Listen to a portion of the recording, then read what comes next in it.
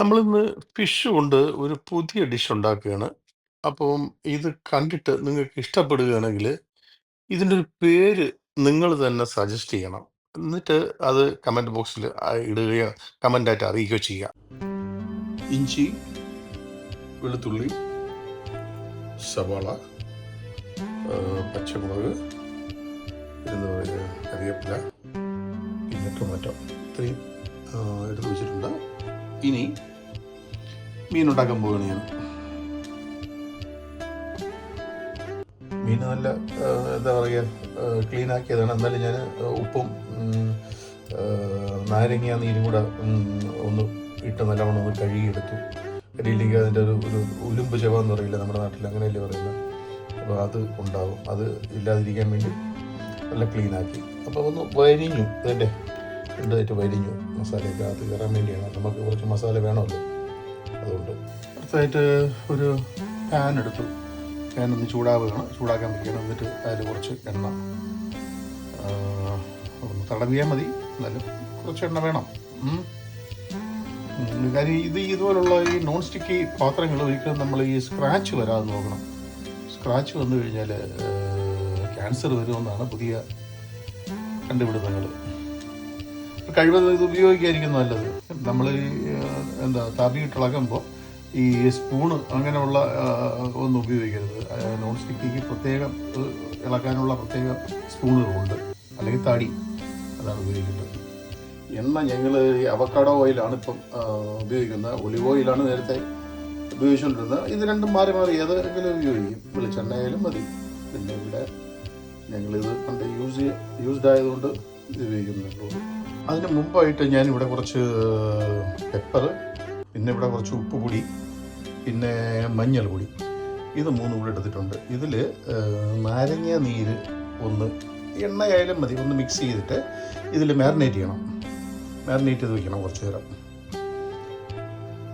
ഒരുപാട് നേരം വയ്ക്കണം. ഞാനിവിടെ നാരങ്ങ നീരാണ് എടുത്ത് നീരൊഴിച്ചത്തി കുടിപ്പ് തന്നതാണ്. അപ്പോൾ ഇതിൽ നല്ലവണ്ണം ഒന്ന് മാരിനേറ്റ് ചെയ്ത് കുറച്ച് നേരം ഫ്രിഡ്ജിൽ വെച്ചാൽ ആണ് നല്ലത്. ഞാനിപ്പോൾ പെട്ടെന്ന് ചെയ്യുന്നതുകൊണ്ട് ഉടനെ തന്നെ അങ്ങ് ചെയ്യുകയാണ്.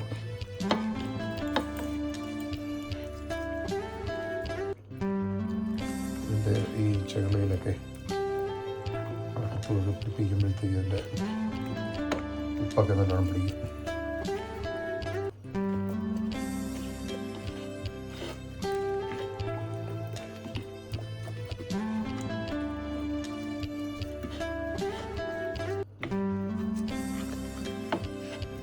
അപ്പം അതങ്ങനെ അവിടെ ഇരിക്കട്ടെ. എണ്ണ ഇങ്ങനെ ഒന്ന് തടവി ചൂടായി, ആവശ്യത്തിന് ചൂടായിട്ടുണ്ട്. ഓക്കെ, ഇനി ഇതിൽ നമ്മൾ ഈ അരിഞ്ഞു വെച്ച സാധനങ്ങളെല്ലാം ഇടുകയാണ്. ഇതെല്ലാം ഇട്ടു. അരിഞ്ഞു വെച്ച ടൊമാറ്റോ ഒഴിച്ച് ബാക്കിയെല്ലാം ഇതിനകത്തിട്ടു.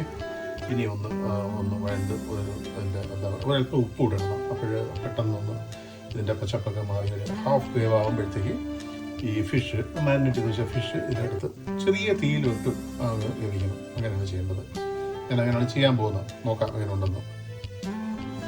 അല്പം ഉപ്പ് കൂടെ ഇങ്ങനെ. ഓക്കെ, മതിയാവും. എന്താ പറയുക, അതിനെ ഒന്ന് ഇറക്കി ഫ്രൈയിങ് പാന് നമ്മൾ നേരത്തെ പറഞ്ഞ കണക്ക് ഓറിൽ വീഴാതെ നോക്കണം.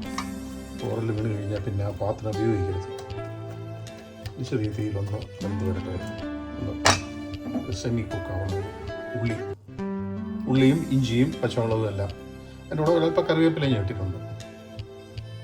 ഓക്കെ, ഒരല്പ സമയം കഴിഞ്ഞിട്ട് ഈ ഫിഷ്, ഇതിൻ്റെ പേര് സീ ബ്രീം എന്നാണ്. നമ്മുടെ കരിമീനിൻ്റെയൊക്കെ ഒരു ഫാമിലി പെടുന്നതാണെന്ന് തോന്നുന്നു. നല്ല ടേസ്റ്റാണിത്. ഞാനിത് കോസ്കോയിൽ നിന്ന് വാങ്ങിയാണ്. ഇവിടെ ഇതൊക്കെ പെട്ടെന്ന് അവൈലബിളാണ്. ഇതൊക്കെ തന്നെ അവൈലബിൾ ഇല്ല. പിന്നെ ഇന്ത്യൻ ഷോപ്പിൽ പോകണം നമ്മുടെ മീനുകളൊക്കെ വാങ്ങാൻ.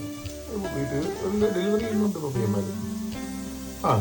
ഇതാണ് ഇങ്ങനെ ചെയ്യുന്നത്. ഓക്കെ, നമ്മുടെ ഉള്ളിയും എന്താ പറയുക, നമ്മുടെ ഇഞ്ചിയും പച്ചമുളകും വെളുത്തുള്ളിയൊക്കെ ഏതാണ്ട് ഒരു ഹാഫ് ഒന്ന് അത് അതുപോലെ ആയി. അപ്പോൾ ഇനിയിപ്പം ചെയ്യേണ്ട മീനെടുത്ത് ഇതിലോട്ട് വെച്ച് കൊടുക്കുക. അപ്പം ഞാൻ എന്താ പറയുക, മീനിട്ടിട്ട് ഈ ഉള്ളിയെല്ലാം അതിൻ്റെ പുറത്തോട്ട് ഒന്ന് മാറ്റി ഇങ്ങനെ വെച്ച് കൊടുത്തു. അപ്പോൾ ഇനി ഒന്ന് അടച്ചു വെച്ച് ചെറിയ ഫ്ലെയിമിൽ അടച്ചു വെച്ച് അങ്ങ് വേവിക്കാം. ഇത് കഴിഞ്ഞിട്ട് അവസാനം മാത്രമേ നമ്മൾ ഈ ടൊമാറ്റോ ഒന്ന് ഇട്ട് കൊടുക്കുള്ളൂ. ഇല്ലെങ്കിൽ ടൊമാറ്റോയുടെ വെള്ളം ജ്യൂസിൽ വന്നിട്ട് അത് വേവാതിരിക്കും. ഇപ്പം ഈ മീനിൻ്റെ വെള്ളത്തിൽ ഇത് വേവണം. അത് കഴിയുമ്പോൾ എടുക്കാം നമുക്ക്. ഓക്കെ, അത് കഴിഞ്ഞിട്ട് എടുക്കാൻ നേരത്ത് കാണിക്കാം. ഓക്കെ, ഇത് കഴിഞ്ഞു. അപ്പോൾ ഇനി ഒന്ന് മറിച്ചിടണം. അതിന് മുമ്പായിട്ട് ടൊമാറ്റോ ഇട്ടിട്ട് വേണം ഒന്ന് മറിച്ചിടാൻ. ഓക്കെ, അങ്ങനെ മറിച്ചിട്ടു. ടൊമാറ്റോ ഇട്ടു. ഇനി ഒന്ന് അടച്ച് വെച്ചിട്ട് 10 മിനിറ്റ് കൂടെ മതിയാവും. അപ്പം നമുക്ക് കാണുമ്പോൾ അറിയാം ഈ ടൊമാറ്റോ ഒന്ന് വെന്ത് അതിൻ്റെ വെള്ളം കൂടെ ഇങ്ങനെ ഇതുമായിട്ട് ചേരുമ്പോൾ ഫിഷിൻ്റെ വെള്ളം ഓൾറെഡി ഉണ്ട്. അതൊന്ന് വറ്റി ഇങ്ങനെ വരുമ്പോഴത്തേക്കും കുറച്ച് ജ്യൂസി ആയിരിക്കണം. കുറച്ച് ചെറിയ ഒരു തീരെ ഡ്രൈ ആയി പോകരുത്. ജ്യൂസി കുറച്ച് അതിൻ്റെ ഇത് വേണം, അതിൻ്റെ ജ്യൂസ് വേണം. അപ്പോഴേ നല്ല ടേസ്റ്റ് കാണത്തുള്ളൂ. ഓൾറൈറ്റ്,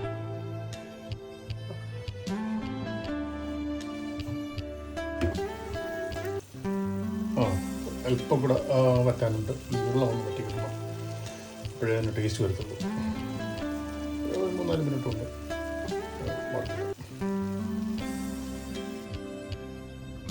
മല്ലിയില അരിഞ്ഞ് വെച്ചിട്ടുണ്ട്. അവസാനം നമ്മൾ ഇതിൽ അല്പം മല്ലിയില ഇട്ട് ഒരു മിനിറ്റ് അടച്ചു വെച്ചിട്ട് വാങ്ങി വയ്ക്കും.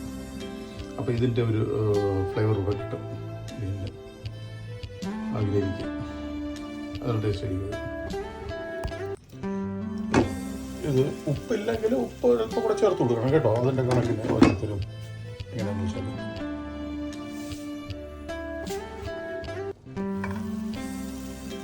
വെള്ളം വീണ്ടും വന്നുകൊണ്ടിരിക്കണം. ഇനി അത് വറ്റണം. അപ്പോൾ ഇനി നമുക്ക് മല്ലിയില ഇടാം. അടച്ച് കുറുകി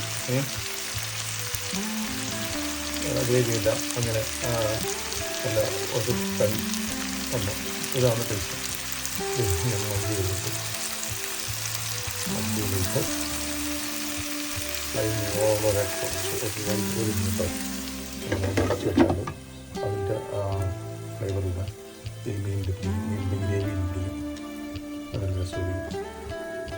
ഓക്കെ, വിദേശ രാജ്യങ്ങളിലൊക്കെ ജീവിക്കുമ്പം ഇതൊക്കെ പറ്റത്തുള്ളൂ.